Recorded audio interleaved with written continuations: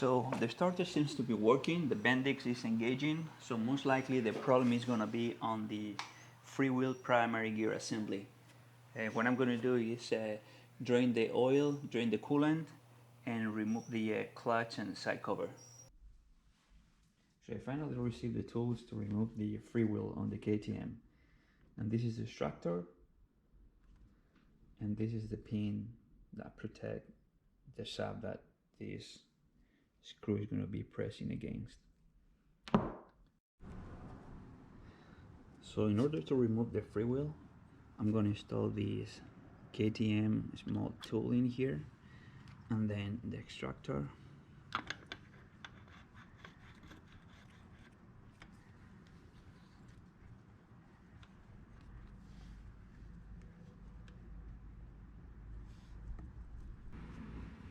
So this is a 24 that I don't have, so I'm going to use the adjustable wrench.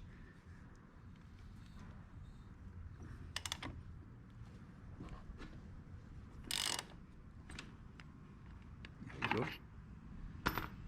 And it's coming out.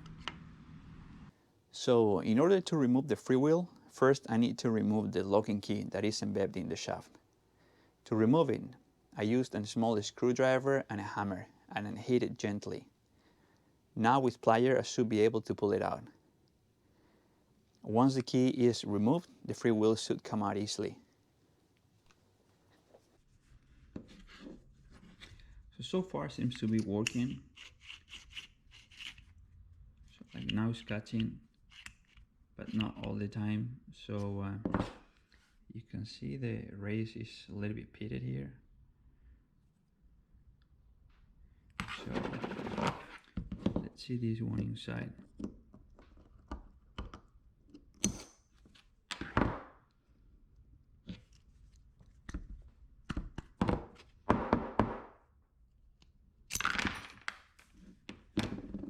Well, I think that this is a problem. The spring is all damaged, and the surface inside is also pretty pitted. So yeah, I'm gonna get a new one. Actually, I'm gonna order the Freewheel, the primary wheel, and then all this unit together that I don't know how is it called, but you need to buy separately as well. So you can also see the surface of these pieces in this side, which is the one grabbing on the race of the Freewheel. It's pretty flat already, so this is worn out. You can see all of them, they're worn out, scratched. So today I got the parts finally to assemble the KTM. I have all the components right there, and I'm gonna open up to see if these are the right ones. So first I'm gonna put the Freewheel inside the primary gear. That's it. Nice fit. And I can tell it runs much better than before.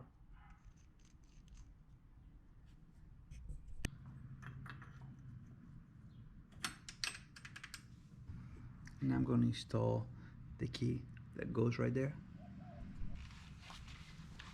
So as per the book, this surface in here and the inside of the bearing needs to be degreased because we're going to apply some Loctite in here to get it secure. So I'm going to use degreaser, brake cleaner.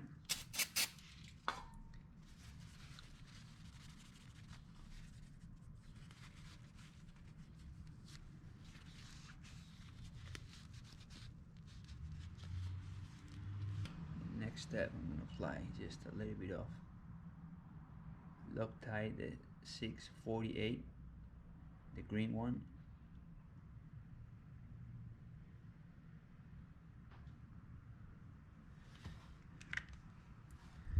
Just a little bit like this.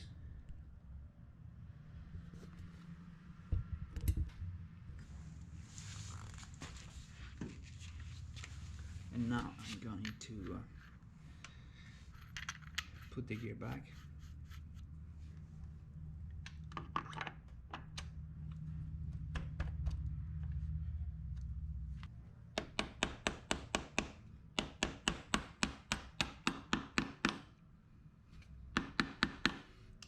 the way in. I'm going to remove the extractor.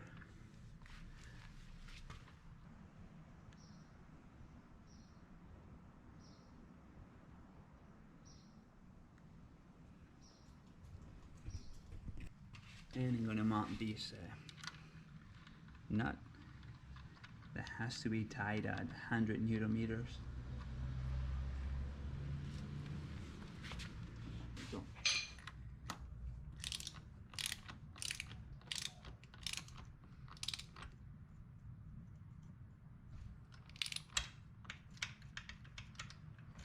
now just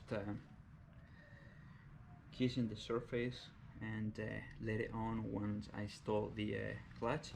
Then I have to, one way or another, hold this with something. I have to think about it so it doesn't turn as I'm tightening, as is happening right now. So in order to tighten this nut at 100 Newton meters, what I'm going to do is I need to lock these two wheels.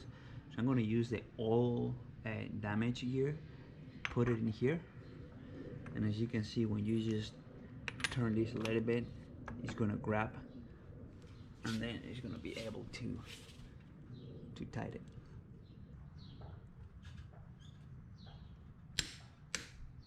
There we go. So that was 17 Newton meters. Now I'm at 100. Put this back in.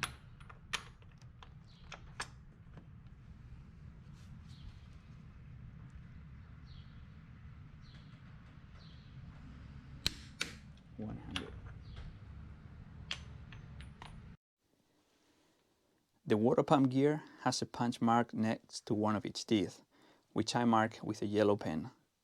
The drive gear has another punch mark that needs to be aligned with the first one. So basically, the first one yellow marked tooth needs to fall in between the two yellow marked teeth in the drive gear. That is so because there is a counterweight that, if not properly aligned, will be unbalanced and create vibration and most likely damage the shaft.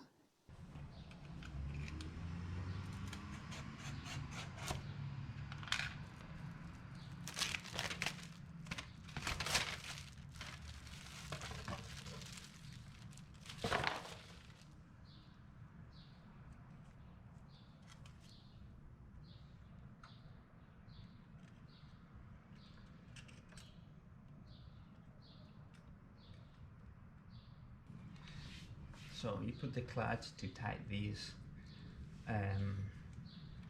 gear using the old one, but then it's much better if you take it out, because then you can see what's going on to align these teeth with the other one.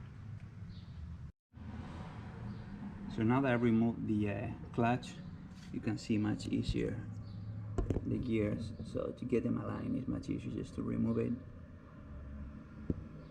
Make sure that the teeth get aligned with the marks right there.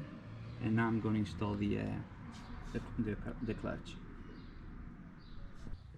So in order to tie this nut, what I've done is lock the basket with this tool, an extension from a socket. Put it against the foot peg, and then you can just tie it to 80 Newton meters. Once you've done that, just bend the top of the locking nut plate and you're good to go.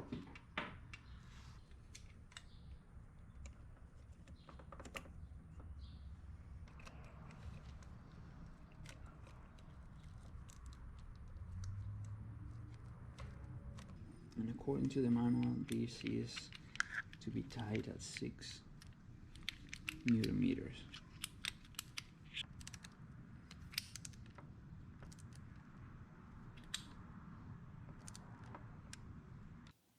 Lube oil is good.